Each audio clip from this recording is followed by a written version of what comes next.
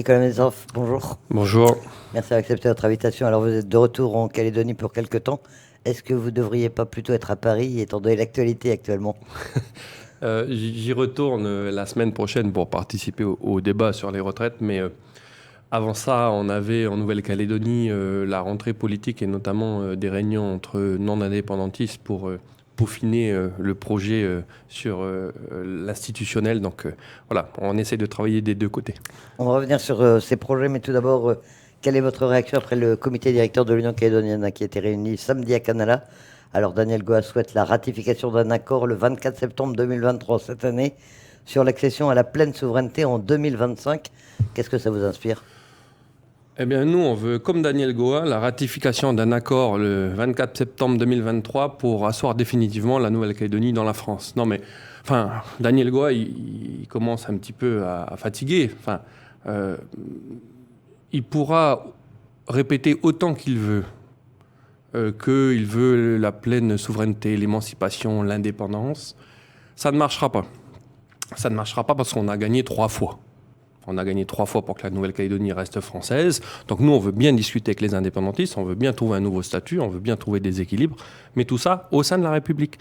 Donc Daniel Goa, il peut le chanter autant qu'il veut, mais un mensonge répété 1000 fois n'en fait pas une vérité. En attendant, Gérald Darmanin annonce son retour au début mars en Nouvelle-Calédonie pour reprendre les discussions. Il attend notamment le congrès du FLNKS fin février. Est-ce que vous pensez qu'il arrivera à ouvrir ce dialogue avec les indépendantistes? Moi, ce que j'attends surtout de Gérald Darmanin, c'est un peu de fermeté.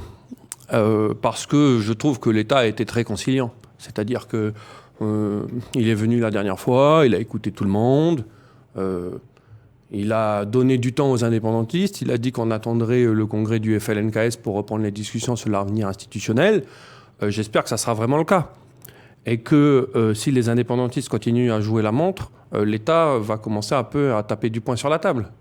Parce que la conciliation très bien, l'écoute très bien, mais à un moment donné, il ne faut pas prendre ça pour de la faiblesse non plus. Hein. C'est-à-dire que j'espère que Gérald Darmanin, au-delà du dialogue, parce que le dialogue, on veut tous dialoguer, nous les loyalistes, ça fait 1 an et demi qu'on dit qu'on veut dialoguer, donc là-dessus, il n'y a pas de sujet. Mais maintenant, il faut que les indépendantistes viennent. Et s'ils ne viennent pas à la table des discussions, j'espère que l'État prendra les décisions qu'il faut, c'est-à-dire que l'organisation des provinciales en 2024, avec ou sans accord, avec un corps électoral totalement ouvert. C'est un député de la majorité qui dit ça. On sent une petite impatience à l'égard de l'État. Vous en parlez à Paris? Je suis un député de la majorité et je suis surtout un leader loyaliste au plan local. Hein. C'est-à-dire qu'un député de la majorité, ça ne veut pas dire qu'il ne doit pas aussi faire passer ses messages. Hein, parce que sinon, je n'aurais pas de mandat de la part des Calédoniens. Donc l'idée pour moi, c'est de faire comprendre à l'État qu'il y a une majorité de Calédoniens qui ont choisi la France, il y a une majorité de Calédoniens qui sont extrêmement patients depuis plusieurs mois, voire des années maintenant, en attendant que tout ça se recale. Mais que désormais, on a envie aussi que ça avance. Donc, je crois que Gérald Darmanin est dans cette logique-là, mais j'y veillerai. On y veillera avec les loyalistes.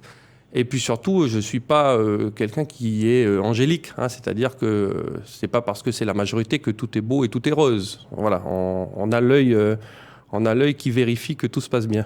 Alors vous le disiez, les Calédoniens s'impatientent effectivement un petit peu. Est-ce que vous avez le sentiment, vous, quand même, qu'on avance et qu'effectivement... on sera prêt avant les provinciales de 2024 dans la recherche de ce nouveau statut pour la Calédonie? Profondément, je pense que oui, personnellement. Alors, c'est quoi les indicateurs? Les indicateurs, c'est que Daniel Goa, qui est quand même le moins constructif de toute l'équipe, parle de 24 septembre 2023, parce que c'est une date qui est historique. Symbolique et historique. Voilà, bon, donc ça nous fait avant 2024. J'ai vu une interview du président Mapou dans un hebdomadaire qui disait que la question du oui et du non était derrière nous. Parce qu'on voit que le Palika est un petit peu plus constructif que l'UC, même s'ils se font beaucoup plus silencieux. Donc, je me dis que c'est possible. C'est possible. Après, vous savez, les indépendantistes, ils sont tellement habitués à des retournements de veste et puis à des changements de braquet qu'on ne sait jamais. Mais les indications qu'on a aujourd'hui, c'est que c'est possible. En tout cas, nous, plus vite ce sera fait, mieux ce sera. Mais justement, du côté des loyalistes, vous en êtes où? Vous nous parliez de discussion sur l'institutionnel. Vous travaillez sur un projet commun. Vous arrivez à trouver des passerelles entre les différents projets qui existent dans la famille loyaliste? Oui, c'est l'objet des discussions en ce moment. On utilise le temps qui nous est donné actuellement pour peaufiner les choses. Parce que c'est vrai qu'à Sonia Backès, Pierre Frogier, qui voulait hyper-provincialiser la Nouvelle-Calédonie, se basait que sur les provinces. Il y avait Nicolas Mesdorf qui voulait les supprimer. Donc il fallait qu'on se cale un peu. Et on est en train de trouver une position d'équilibre. On a un séminaire qui est organisé la semaine prochaine, le 8, où tous les leaders et les élus vont se retrouver pour essayer de trouver l'équilibre nécessaire. Mais on va dire qu'on a envie d'y arriver, vous savez. Là où il y a une volonté, il y a un chemin. Et je crois qu'on a envie de trouver cet équilibre pour qu'on arrive fort à la table des discussions. Parce que si les loyalistes arrivent divisés, on s'affaiblit. Donc on a envie d'y arriver, donc on va y arriver. Et le but du jeu sera ensuite d'essayer de trouver un équilibre entre le projet des indépendantistes et le projet des loyalistes. Ça paraît compliqué comme ça. Mais moi, j'aime pas trop quand vous dites un équilibre entre le projet loyaliste et le projet indépendantiste, parce qu'il n'y a pas d'équilibre, on a gagné. et puis on a gagné avec un corps électoral gelé. Donc je veux dire, on peut pas me parler d'équilibre. C'est plutôt notre projet d'abord, alors qu'il y a ensuite une prise en compte du rééquilibrage ou que l'exercice de l'autodétermination reste parce que c'est dans la Constitution française, d'accord.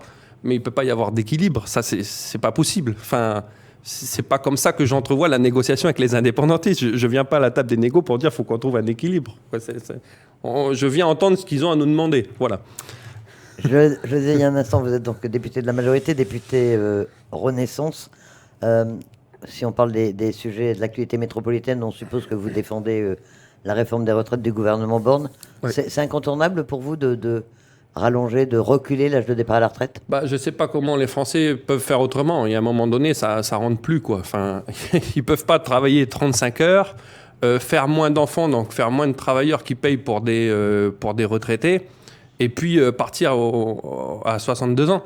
C'est-à-dire que les Français travaillent 35 heures par semaine, contre 39 heures en Nouvelle-Calédonie, je le rappelle. Ils ont 1,4 cotisants pour un retraité, et l'espérance de vie augmente. Donc si on veut garder le système de retraite par répartition, il faut augmenter l'âge de départ à la retraite. Ou alors il faut baisser les pensions.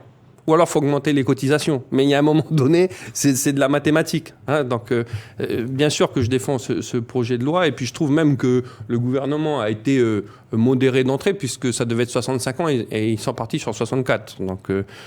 Donc moi, je conteste un petit peu ce nouveau discours qu'il y a en France, qui est porté par la France insoumise, l'extrême gauche. Vous savez, c'est le droit à la paresse. Le droit à la paresse, c'est Sandrine Rousseau, c'est Mélenchon. Alors eux, ils veulent partir à 60 ans, travailler 30 heures.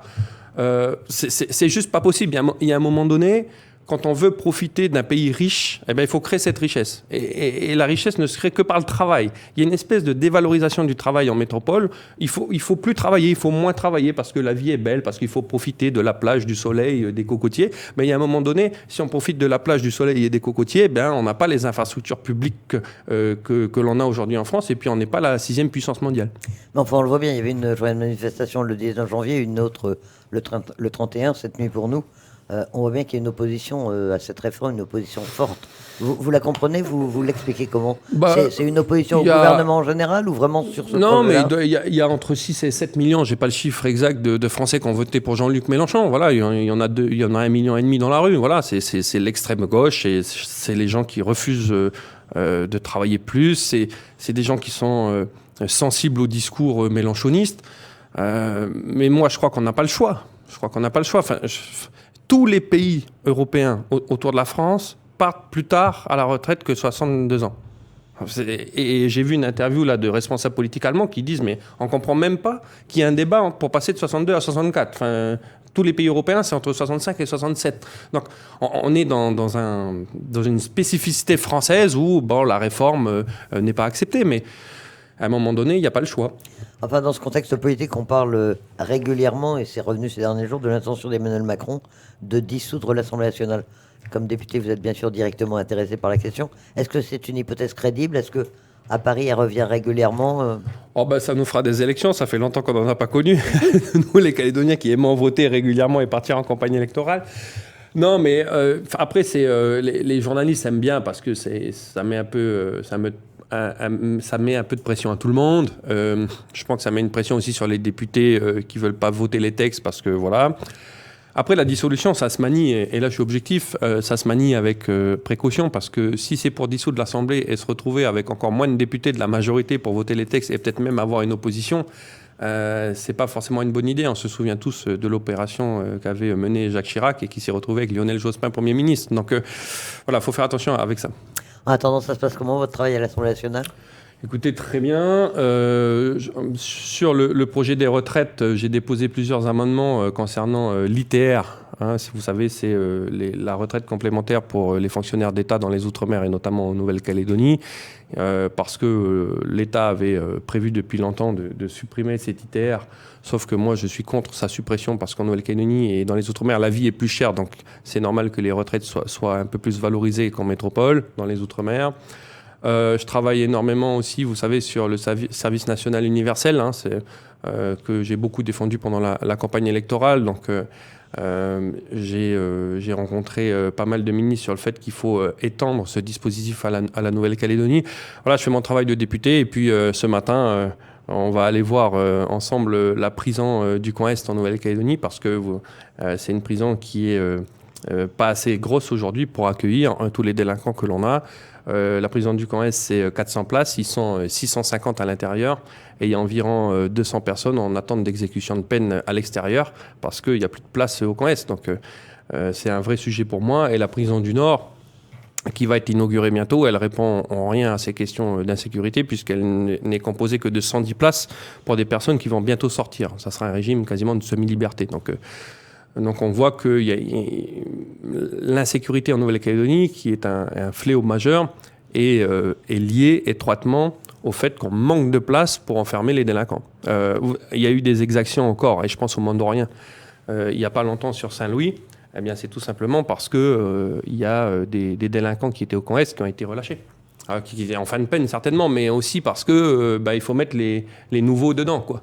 Et quand on relâche des prisonniers du Camp Est, ils reprennent leurs mauvaises habitudes à l'extérieur. Donc quand on aura une plus grande prison avec plus de place, on pourra garder ceux qui finalement commettent des actes de malveillance auprès des Calédoniens un peu plus longtemps au chaud.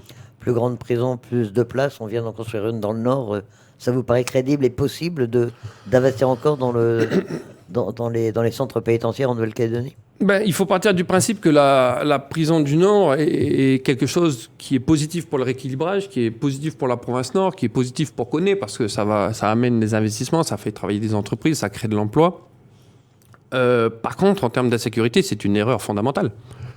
On a mis 6 milliards, l'État, la France, a mis 6 milliards de francs dans cette prison de 110 places. 110 places. Pour des détenus en fin de peine. C'est-à-dire ceux qui sont en prison depuis longtemps et qui sont à peu près prêts à être intégrés dans la société. Mais le Camp Est, je vous rappelle les chiffres, c'est 400 places, ils sont 650 et il y en a 200 dehors qui attendent l'exécution de leur peine. On a mis 6 milliards dans une prison de 110 places à Koné. Mais c'est pas de ça dont on a besoin. C'est d'une plus grande prison dans le Grand Nouméa. Alors c'est très bien pour Koné, c'est très bien pour la province Nord, mais on voit bien qu'à l'époque, le gouvernement socialiste, Paul Néautine, etc., avait peut-être dilé quelque chose pour le rééquilibrage. Mais enfin, l'insécurité, c'est pas une question de rééquilibrage. Et donc ce matin, vous allez vous rendre de vous-même, constater par vous-même l'état de la prison du Camp Est. Vous restez combien de temps en Calédonie et vous repartez bientôt? Je repars la semaine prochaine après la réunion des loyalistes. Oui. Nicolas Metzov, député de la seconde circonscription, merci d'avoir accepté notre invitation ce matin. Merci.